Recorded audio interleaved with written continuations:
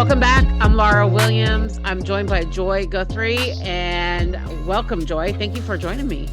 Oh, thanks for having me. Of course. So I know you and I met officially at ASE this past year, and I had some questions about the program that you do, and kind of looking to do some things over on this side of the country. So you've got a lot of advanced programs that you're starting. I think you just kicked them off from what I saw on LinkedIn. So that's correct. Yeah, tell me about that. Well, we started the Advanced Cardiac program back in 2016.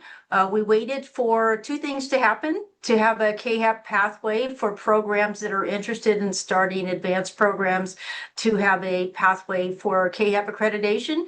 And we also waited for the credential to be in place.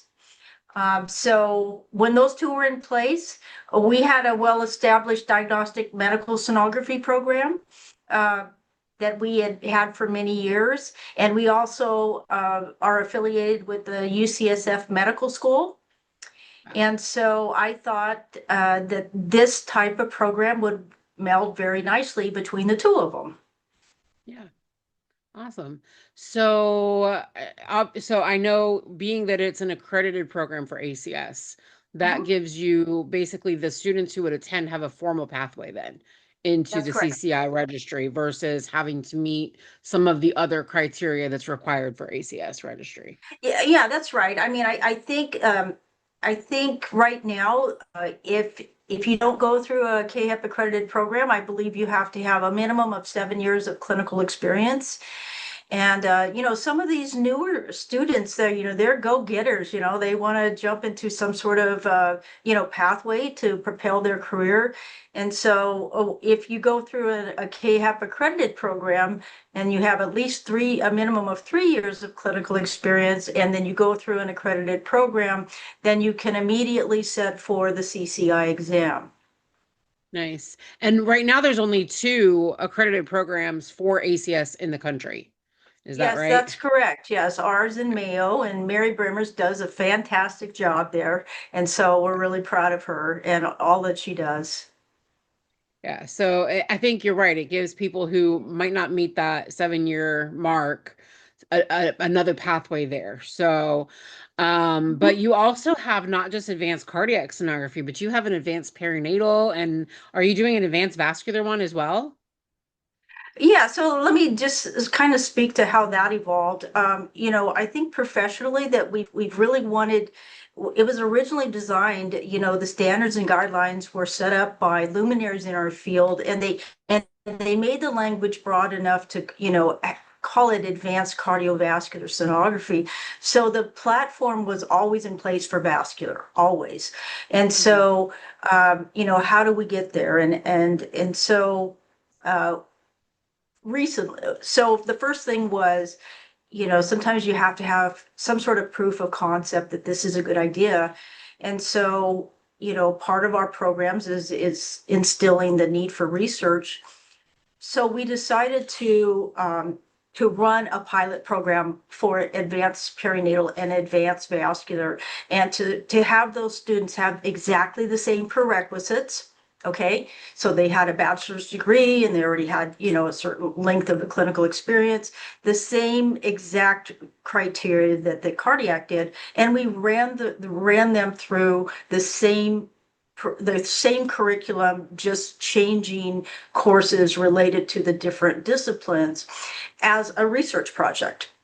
And so we looked at those educational outcomes of the 3 different programs, and they had very similar results.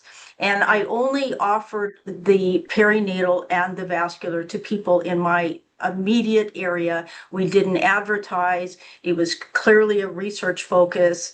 But the results were very promising, that exactly what we wanted as far as leadership and quality assurance and oversight of, the junior sonographers, and, everything that we are trying to teach was equitably received. And, you could see this in the results of the students. And so we published those results.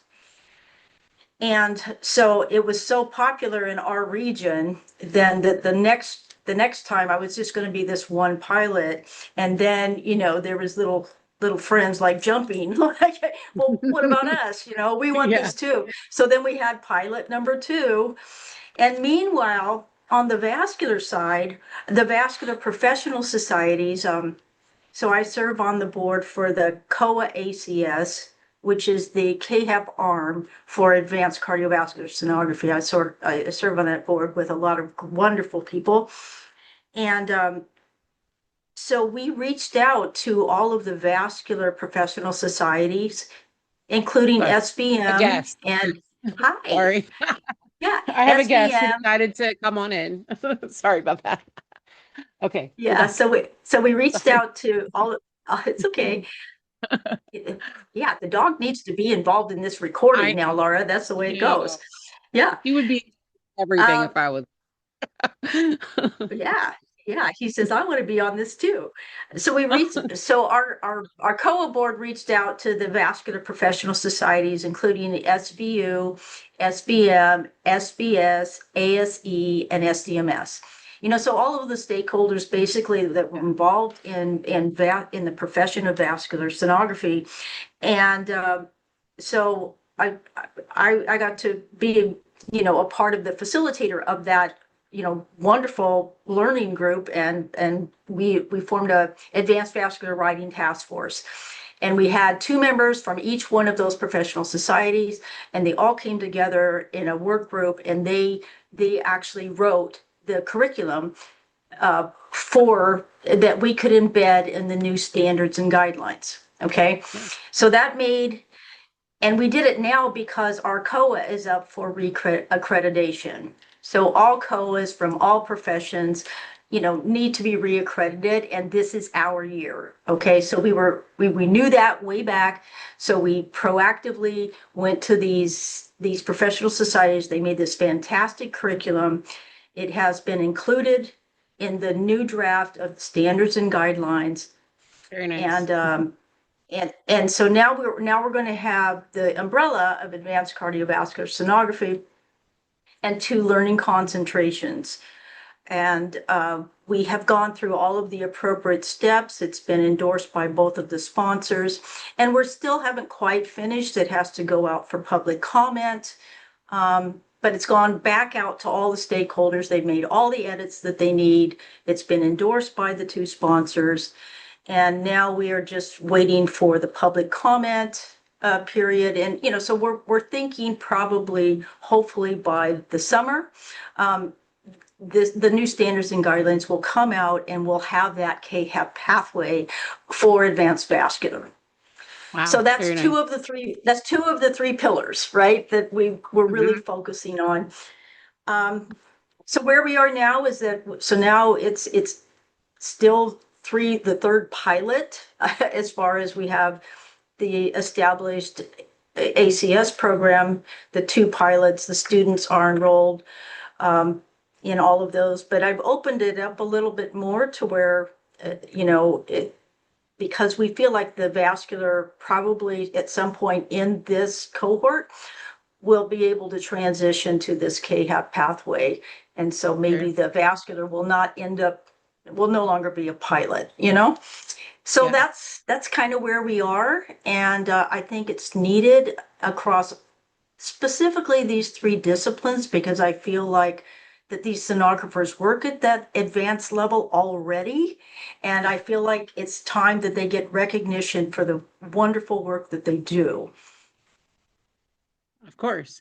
Now, one of the questions I have is, and I was actually approached recently by, and I know this is kind of gray area, right? But probably not gray area, probably not area at all. But I was approached recently by a sonographer that is often approached by some vascular physicians about venous ablation procedures. And, I actually encouraged him to take that to CCI because, looking at an advanced registry credential in vascular sonography and how do we promote that moving forward, right?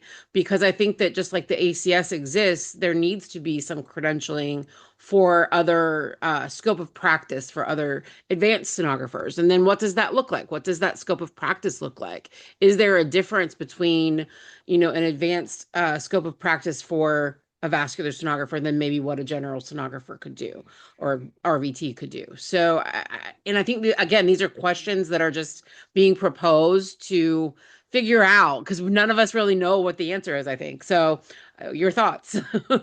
My thoughts is that if you look back, probably back to the earlier versions of the scope of practice document that currently exists. Of course, I was involved with one, not this go round, but the one before that when we were first starting to talk about advanced practice.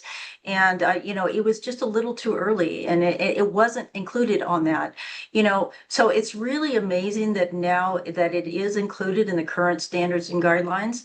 And I believe that that language is broad enough that there's a lot of language embedded in that, like as department, like whatever the hospital or the as institutionally allowed, right? So I think it's written quite broad to where, like, if that is what that facility needs or wants and they want that and they have gone through the institutional approvals of that, then the scope seems to have a safety net of that when you really read into that advanced practice language in the current version of the scope of practice. So I think that if that was what you were talking about, was that specific thing, that's not necessarily included in the program design of what we're doing now. I could, this is a little bit more on the kind of the interpretive side, you know what I mean? Being that person that can run the lab, all the quality assurance is put it, like one of our assignments is having them look at 150 cases for just protocol and 150 cases for pathology. And they have to write down what they feel the pathology was and compare it to the interpreting physician. So that exercise would never be possible because of HIPAA. You couldn't tell one of your sonographers, hey, go do this, because they would be shown the door, right? So providing that it follows the cardiac fellow model, and that is why we thought that right at this moment in starting this type of profession was needed across the board. There's other areas that will evolve, like, for example, TEE and, that type of thing in cardiology, or more in the invasive cardiology, more in the invasive side of vascular. So the thing is, first you have to get it on the table, right? We have to have advanced programs, a formal education pathway for people to go into that. Once they have gone through things like other professions, like if you take from a nurse to a nurse practitioner, for example, what is the difference? Formal education, and so if they have gone through a formal education program that is above and beyond the standard of excellence, which is their credential, and they go to any employer and say, I have 15 extra courses directly related to not only my profession, but what employers are seeking, then that should propel them into the next level in their specific department. And maybe it will be invasive, right? And you know what I mean? So first you have to have, because that was the question. Yeah, that was the question about the involvement of a sonographer in a venous ablation procedure, and what extent is within scope of practice and what isn't. And it really came down to what the performing physician was requesting, right? That's right. And that's the level of experience of the sonographer and as well. So and I think, again, some of that right now is still a little gray, especially in the vascular side of things. I think that future scope of practice can be mapped out a little bit, maybe with an advanced credential as well. What Yes, are your thoughts on that? I think you're probably right. I mean, I think, when we first started this journey, no one had ever heard of an advanced cardiac sonographer ever, and it was never mentioned, and it was, it was whispered or whatever. But now you cannot go anywhere without them saying, well, we'd like to have an advanced cardiac sonographer in our laboratory. There's way more job descriptions. There's, all of the things. And, it's really exciting to be a part of this, because, I'm darn old now. So, it's a dream come true to see the progression and where we're going. And, it's going to be people like you and then the next generation that's going to make it fantastic, you know. So I think we're well on our way. And it's taken several years to get to a place where I think we're moving in to the vascular realm. And, I have big ideas. I think that this is needed, and every single sonographer should have a pathway for this. Yeah, absolutely. So when you are working with your perinatal program, so let's Mhm. talk a little bit about that and maybe some of the prerequisites that you look for when you're building your students into those programs as well, because obviously they have to meet certain criteria for them to qualify for a Right. program such as yours. Well, so far, the people that have been accepted into those programs, same thing, they have to have a minimum of 3 years. Usually they have a few more years than that, but a minimum of 3 years of experience, clinical experience. I'm only accepting people that work in perinatal practices. Okay. Okay. Yeah. Not at this point, not an obstetrician or a general OB sonographer. They are all working, Okay. in dedicated perinatal MFM practices. Um, and that's so far that is what we've accepted, and then they're just amazing. I mean, these students just blow my mind. Yeah. Yeah.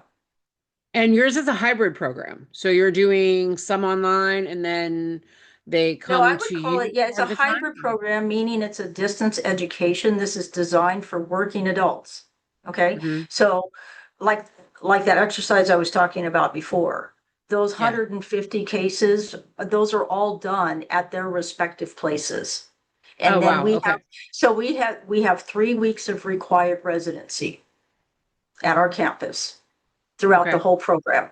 So it's the distance education. We're providing them the modules. They complete it. We meet once a month by Zoom for each one of the programs. And they have weekly assignments that they get the entire 18-month curriculum when they start. And we work through every week. They provide their either projects or their homework or whatever. And I have weekly communication with each of the students, but they basically are working full time.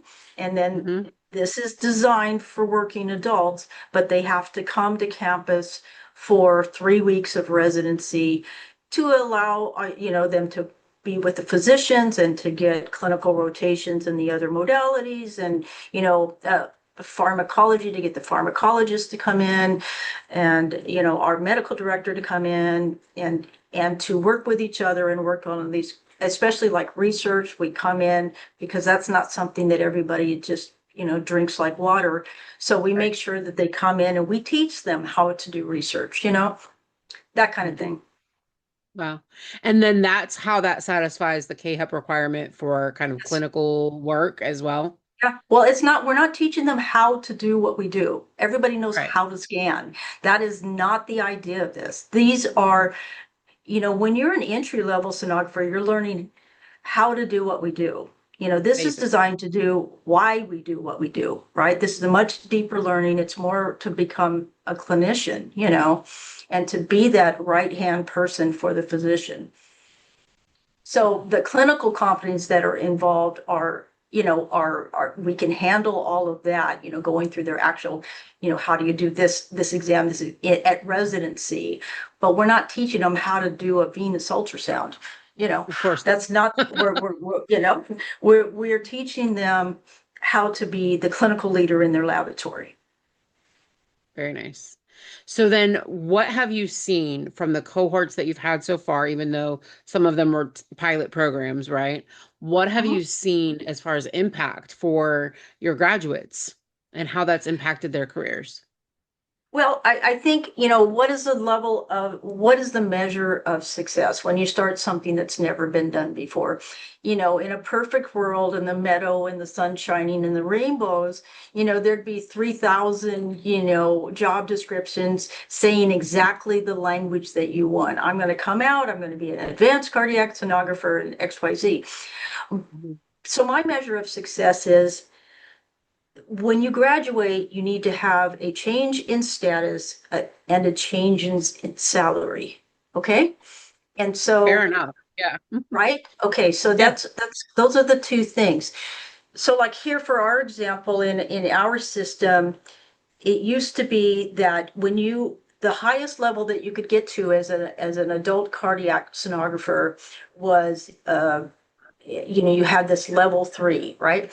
So in our region, to get to that on the cardiac side, you had to have your adult echo and your RVT. But in our particular region, the cardiac sonographers do echoes and they do very few vascular.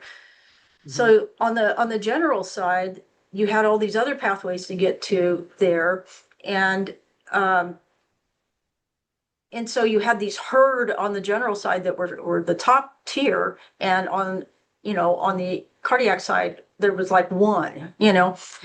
So Yeah. immediately when I started the program, I went to HR and I said, okay, by anyone's standard, if they have, if they have obtained, if they've gone through this program and obtained that, then they need to be at the highest level of our peers. Boom, it was done. It was like a 17% raise or something crazy like that, and so they automatically went to the next status. In Stanford, we had kids from Stanford, one person from Stanford, she's amazing. And so she came down to the program, and I think that they were she graduated, and she's brilliant. I think, she was like a physician in China, and she went through the program, and I think the way that they propelled people was a lot on, obviously their competencies, but seniority and other things. So it's taken a bit, but now they have established that job description for graduates of the ACS program. And so this is at Stanford now. So it's taken a few years, but now they have a place for them to land, right? Mhm.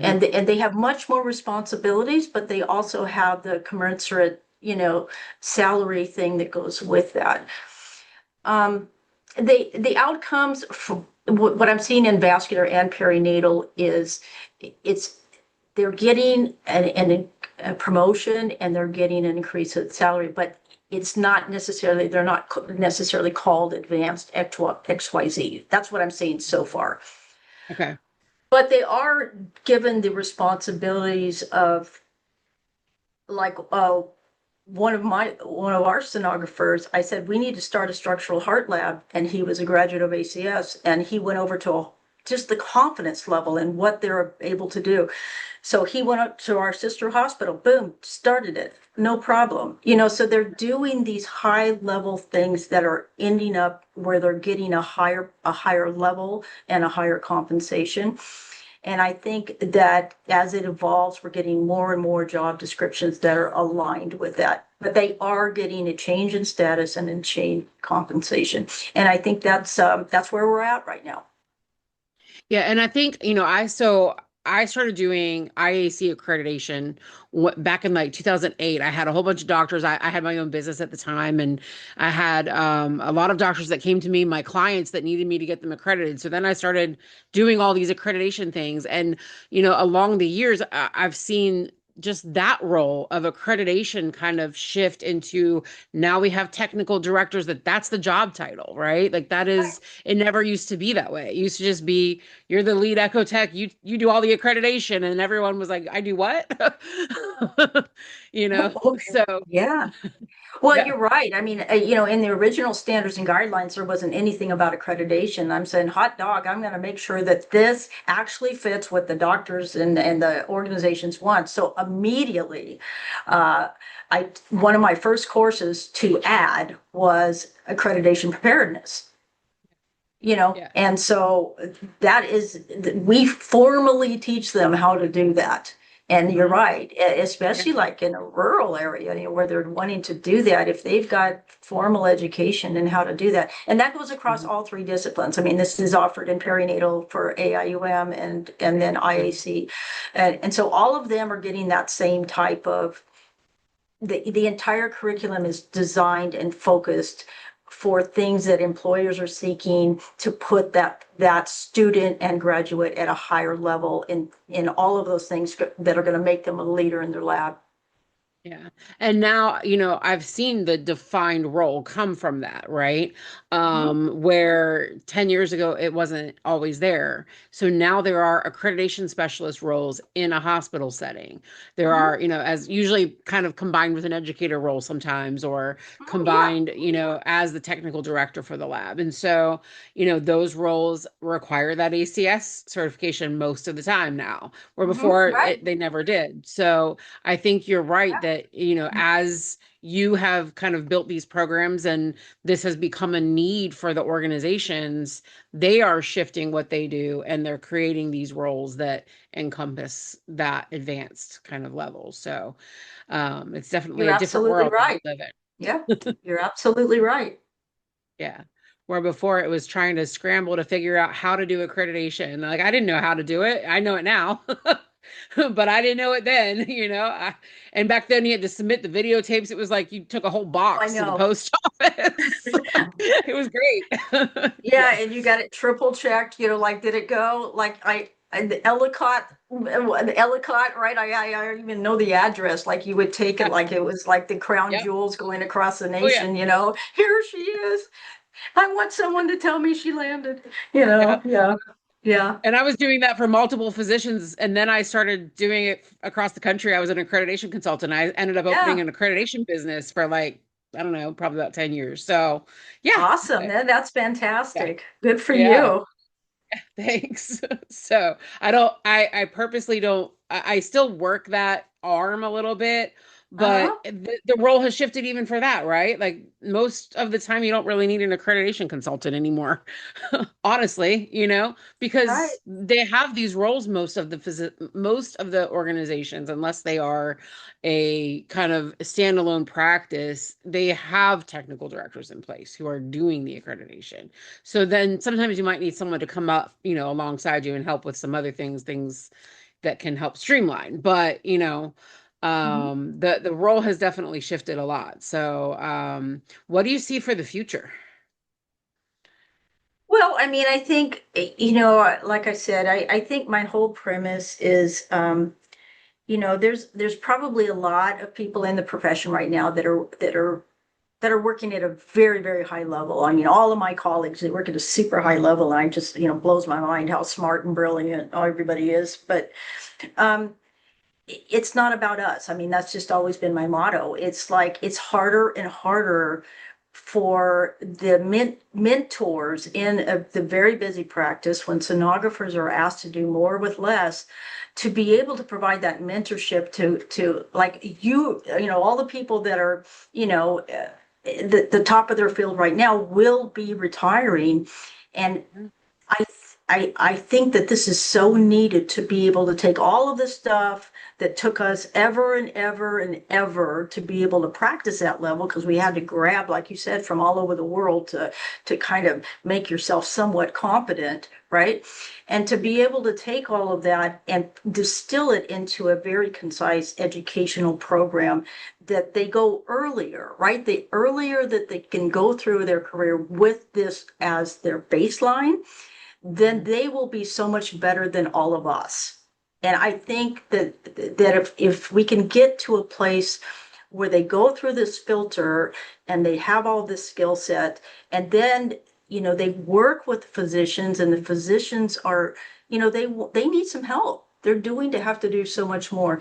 So I see that this will continue to evolve and to be accepted. And these students are very bright. They're way smarter than I am. I mean, my gosh, when I started, it was just crazy. You know, you'd go I into the understand. you go in the dark room and look at a book like, what the heck was that? And so, that's kind of not good for the patients probably. Probably But not, but you know what? I'm saying we need to have a pathway so that when we leave, we've left it a better place. And these are very, very bright people. And the fact that they have, that, they're connected to everything under the sun and the satellite and everything under the world. So they have access to things that we never had access to. So they start off being brighter, but they do need to be able to focus that energy and their education and to have a pathway to go through a very established program and come out and get their credential and to help the next generation behind them. So I think I like structure in that regard. I like it to be able for them to have a place to go to get all of this, come out. It becomes well established. That's why I like the KHEP pathway. It's a brand that we trust.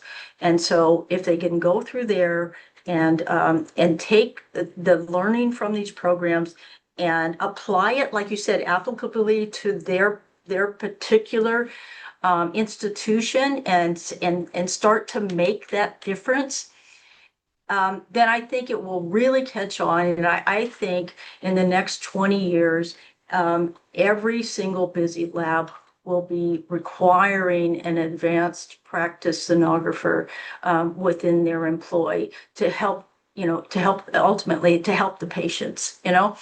So that's what I think that's going to happen.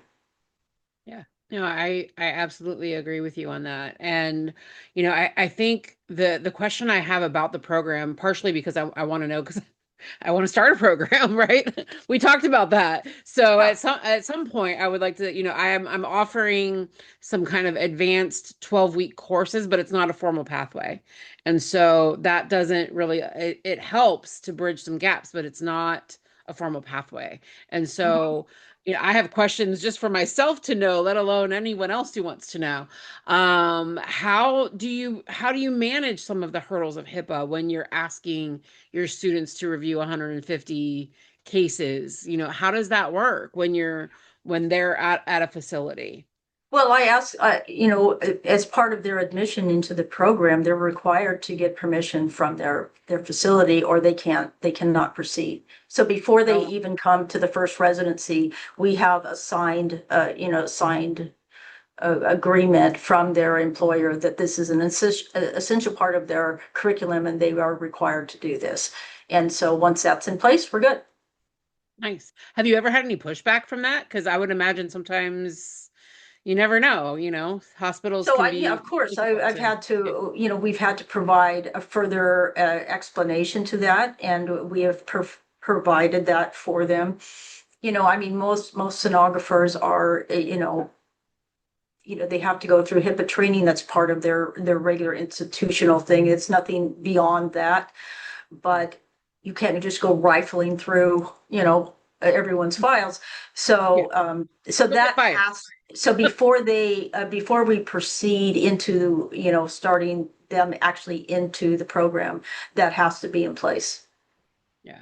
Are there any other kind of things that you've had to, I mean, obviously putting all this together, there have probably been so many challenges that you've had to kind of face and walk through. And what's been the most challenging things that you've found putting these programs together?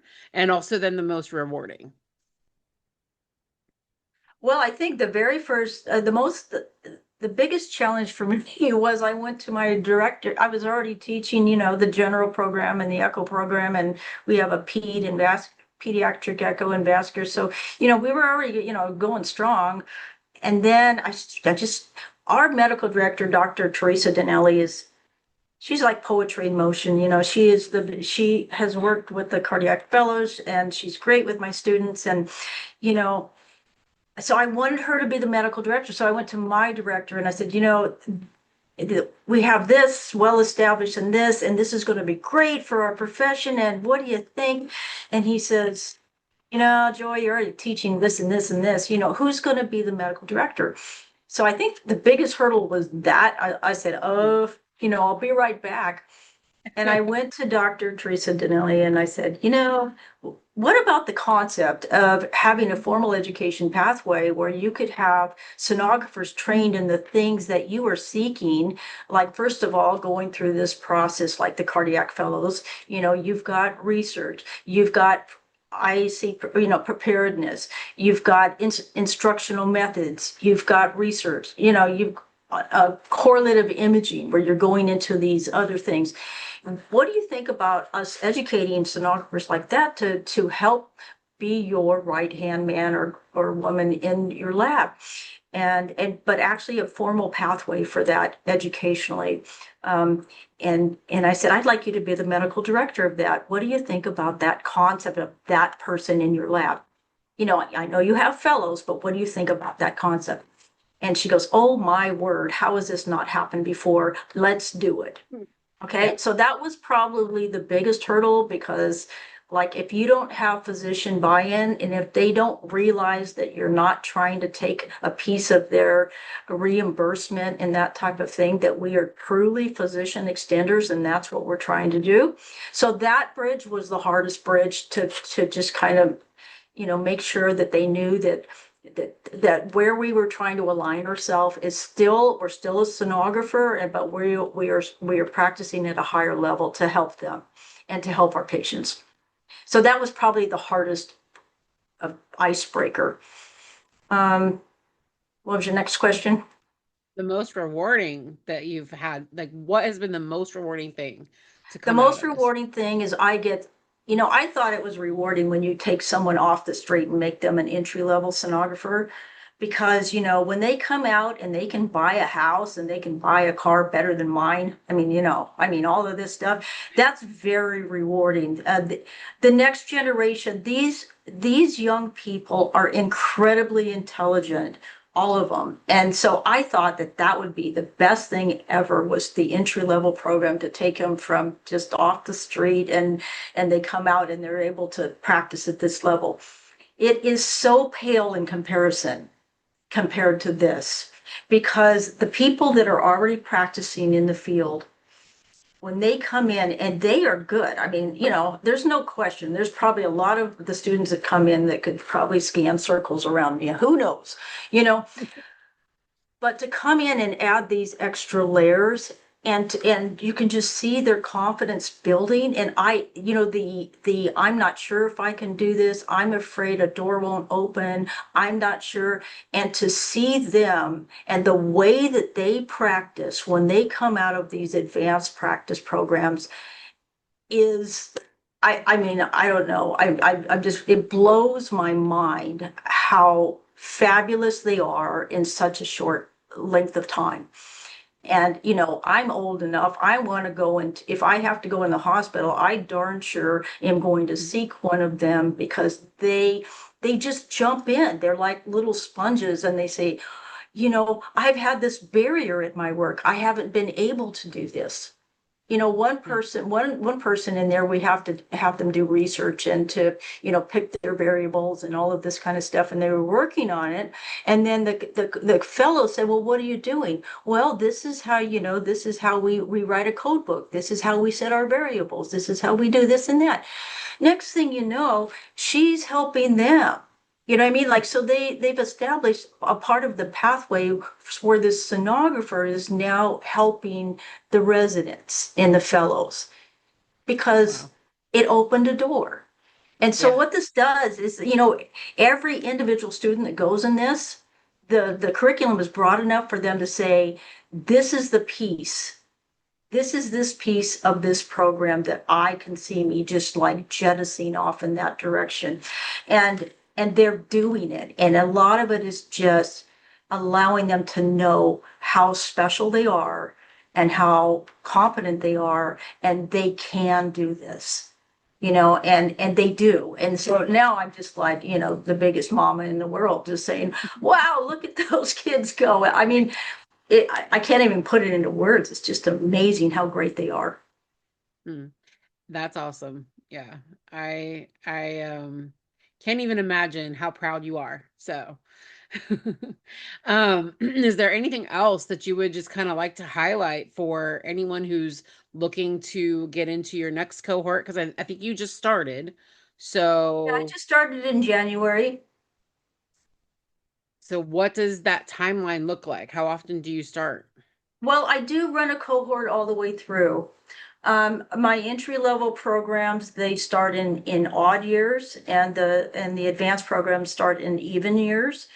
Okay. So typically around August of the year before it starts, is when we would be, accepting applications for the programs.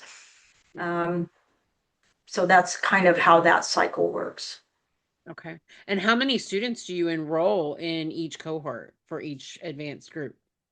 Well, I mean, so usually it's not a big cohort. Like, well, let's see, let's look at this one. I think we have 9 advanced cardiac. We are, potentially this KF pathway for vascular. We intentionally have made it relatively small so that we can navigate that process. Anytime you're going through potential KF pathway, and we're up for reaccreditation this year too for advanced for 10-year reaccreditation. I can't believe it's that many years for the advanced cardiac. So we have 9, and then I think we have 3. We have 3 in the advanced vascular, and we have 5 in the advanced perinatal. Okay. So not a very big opportunity, I'm sure, and you have to be selective, right? I Right, mean, of this course. is, yeah, absolutely have to be selective here. So if someone wanted to be in your next cohort, which sounds like it's January 2028 for those Hmm. advanced programs, Hmm. what's Hmm. their next step and what should they be doing now to prepare themselves for being accepted and then just being in that advanced role? Well, I mean, we don't have a waiting list. We have a panel interview that usually we go through their application, and sometimes we have a phone call, and we just kind of go through that process. Um, but I think, like, these pilot programs are, that's just my brainstorm. I mean, it's not like anybody told me to do that. I can see it, like it's like I can see Mhm. it, and you might as well just jump in and Give it a shot. Yeah. right. Um, Sounds like me. yeah. So I mean, I think obviously they need to be practicing at the highest level they can as far as their technical skills, so that when they Mhm. come in, that is not the barrier. Like, Right. we don't want their expectation to say, can you teach me how to do a carotid, you know. So keep practicing and keep doing those, working with your administrators. Don't be afraid of your administrators, and keep educating them. This is out there. This is something I can see, and this is how I feel I could, if I did this, how this would be beneficial to our overall organization. you know Right.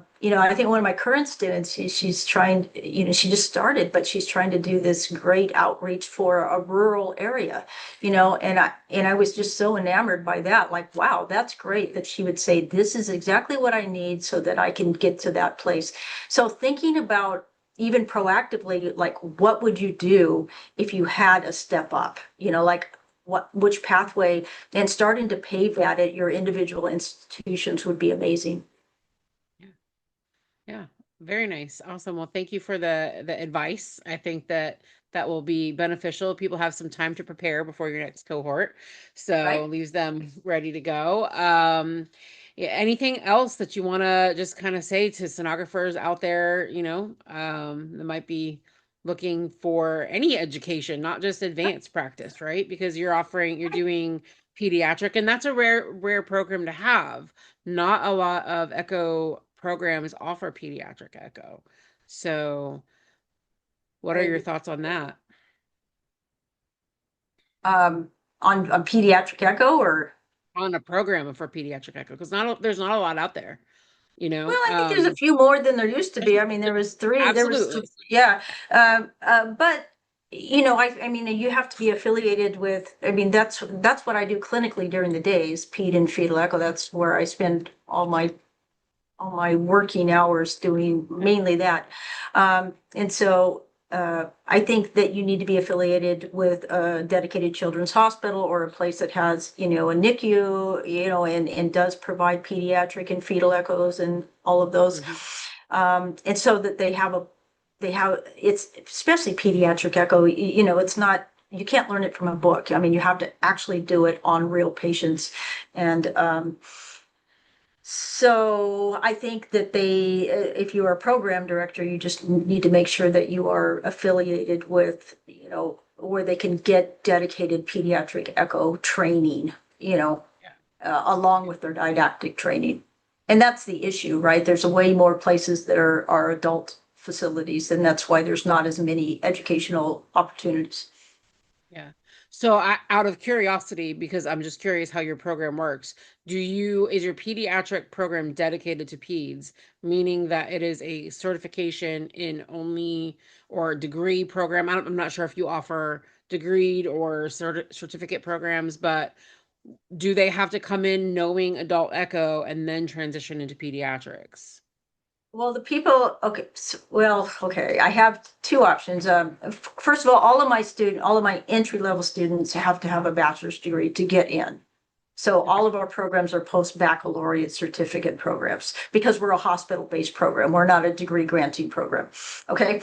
So they already have their bachelor's degree and their prerequisite courses to get into our entry-level program. Mhm. Typically, how we run the PED Echo program is that they go through the entry-level adult echo program. And then we identify, so it's an 18-month program. So we identify early on the ones that are interested in going through into PEDS. And instead of just having it so the ones that go through the specialty tracks it's a 2-year program instead of 18 months.